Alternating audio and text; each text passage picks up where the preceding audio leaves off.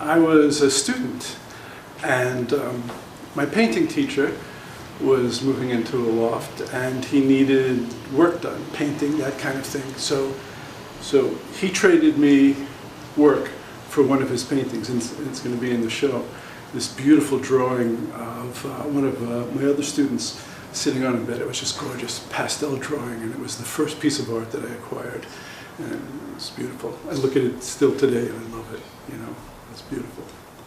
I decided I wanted to collect, and mostly I collected during that time drawings and prints, because that's what I can afford, other than collecting friends' work, which all artists collect friends' work, you know.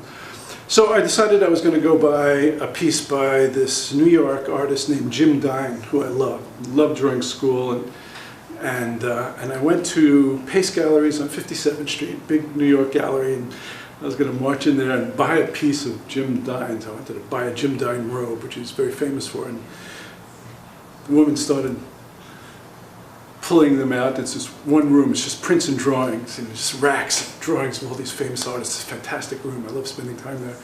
And then she pulled out one, and it was like, oh yeah, that's great, no, I can't afford that. And we kept working on down, and I ended up getting this beautiful little etching of the Eiffel Tower by Jim Dine. And it was just wonderful. It was a lot of marks, words, it was just gorgeously activated.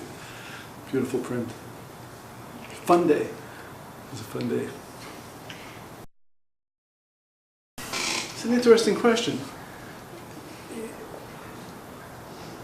Artists collect their friends, you know, and their acquaintances and people you're around. You know, it's just something you do. And then you go and buy some work that you see and that you love.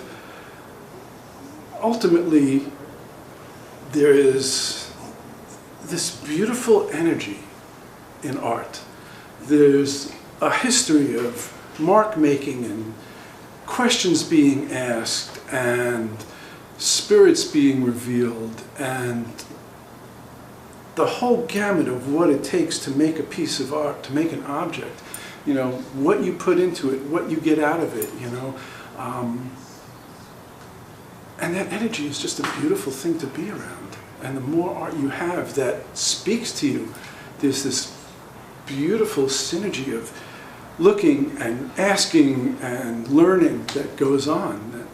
That's just a wondrous thing. So that's what I like to collect. I just love the gestural mark.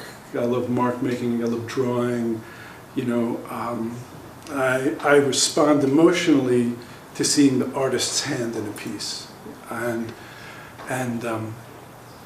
so I tend to gravitate to things like that, to things where the artist's hand is visible, you know. So, you know, I look at that and I learn from certain things, and you know, it's always a process of looking and learning, you know. You know, I look at a piece of art and I ask a question of it, you know, what is it, what you know, what do I respond to it, and what do I like in it? The artist does a piece of work and he or she asks questions, you know, and you know, that's how a piece of art is alive. By, you know, do I feel that the artist is asking a question instead of just figuring out something and giving me the answer, you know, and there's a life to that.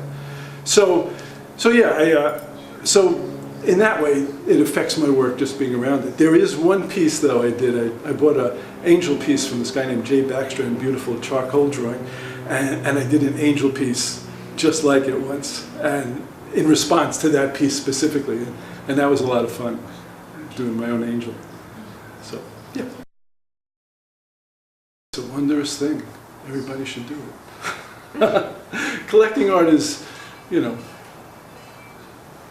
just love having things from people I know and love and people I respect on the wall, and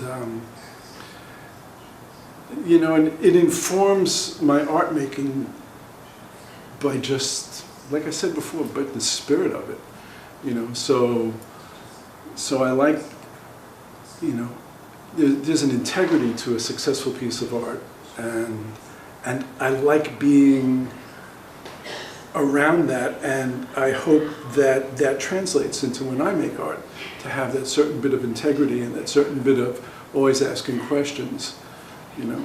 So if that makes any sense, that's my answer.